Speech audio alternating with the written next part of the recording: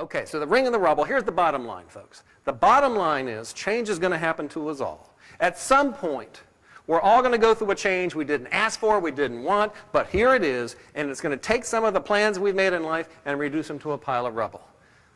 The question is, what do you do at that point? Because it's how you choose to react, and what you choose to think, and what you choose to do, it makes all the difference. Change is no longer an option. In today's business world, change is the norm. To win when things change, organizations need to stick to the basics, the fundamental principles that lead to success. Dr. Gary Bradt is the preeminent expert on change and leadership. He is a dynamic speaker who inspires audiences to find the ring of opportunity buried within every change. In his energetic and entertaining presentations, he teaches audiences to apply his winning tools to achieve incredible results when things change. Dr. Gary Bradt, embrace the opportunity change always creates. Business example. Guy by the name of Richard. Let's see, this will be a little quiz for you guys. See if you guys know who this is, all right? Some of you will probably know.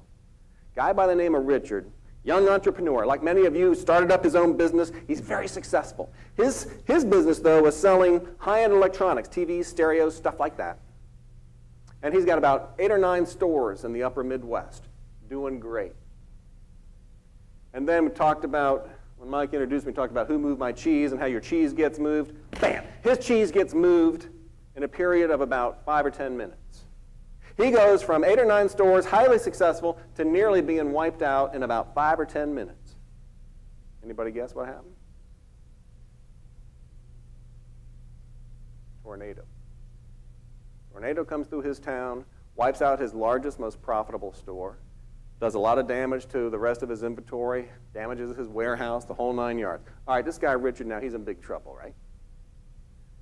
I'm telling you, winners, when those kinds of things happen, they put very little energy into, oh, no, poor me, this isn't right, it's not fair, I built up my business, and oh, the insurance companies. They immediately start thinking, where's the opportunity? Richard pulled his people together. He said, folks, we got a tremendous opportunity here we never had before.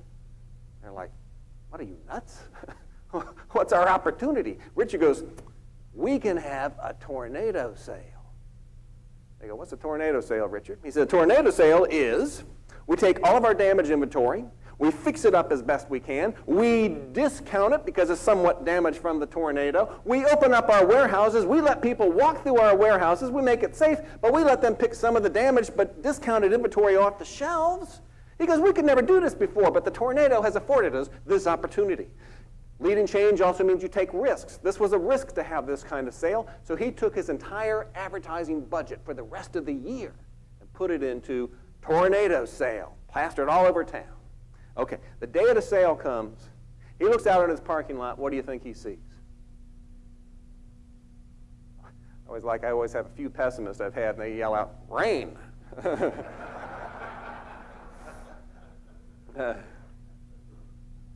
It might have been raining that day. I really don't know. But you know what he did see? And by the way, I had somebody who works for this company who happily, I've been telling the stories for years, but she confirmed it. She goes, oh, yeah, we still got the newspaper clippings up in our home office and everything. What he saw was a long line of cars. His parking lot was packed. He had a better response to this sale than he ever had before. Richard's no dummy businessman. He goes, well, gee, why? Why is this so successful? And he started thinking about it. He goes, well, what we did is we've been selling our high-end stuff at a high price. Now we're saying we've got high-end goods at a discounted price. Maybe we've been successful. But maybe this tornado has shown us how we can be a lot more successful. Maybe we should change our business model. High-end electronics at a discount. He did it. Had 8 or 9 stores before the tornado, and because of his finding the opportunity after the tornado, do you know how many stores that chain has now? Well over 500. Some of you may have shopped there within the last few days. Anybody know what I'm talking about? I heard it. Best Buy. Best Buy basically got its start by being nearly wiped out because Richard Schultz, the guy that started Best Buy, was a winner, and he thought like a winner, and when things changed, he went looking for the opportunity. So my challenge for you, you might think I'm crazy, I don't know what your change challenge is.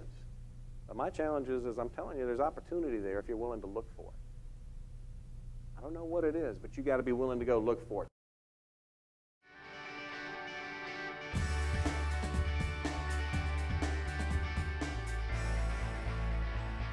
For years, Spencer Johnson, MD, endorsed Dr. Gary Bradt as the leading speaker and interpreter of his landmark business bestseller, Who Moved My Cheese?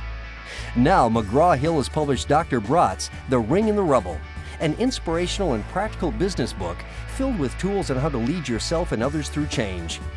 Dr. Bradt has presented to hundreds of organizations around the world, using real-world case studies and powerful concrete ideas with immediate take-home value. Dr. Gary Bradt, embrace the opportunity change always creates. This chair right here is the chair of resentment and regret and frustration and anger about the past.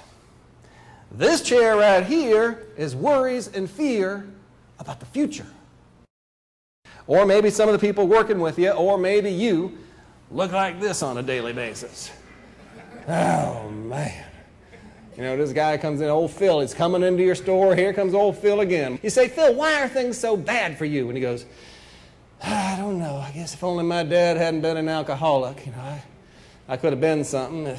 Started off in a pretty good mood today, but if only I hadn't run into that traffic jam. The traffic just got me in such a bad frame of mind. You go, well, Phil, there's bad traffic around here every day. Have you noticed that? And no, Phil doesn't notice that because Phil is very good at tying into anything that has happened to him in the past that he didn't like or that hurt him. He carries it around like a burden on his back. It sticks to him like Velcro. And it's a shame that people carry this stuff on their back because they don't have to. They don't realize life's not a burden. You're creating it for yourself. There's bad stuff that happens, but you got to let it go. That's the chair of if only. If only I'd been a pharmacist, I wouldn't have to stand up here and carrying these stupid chairs on my back. I can tell you that.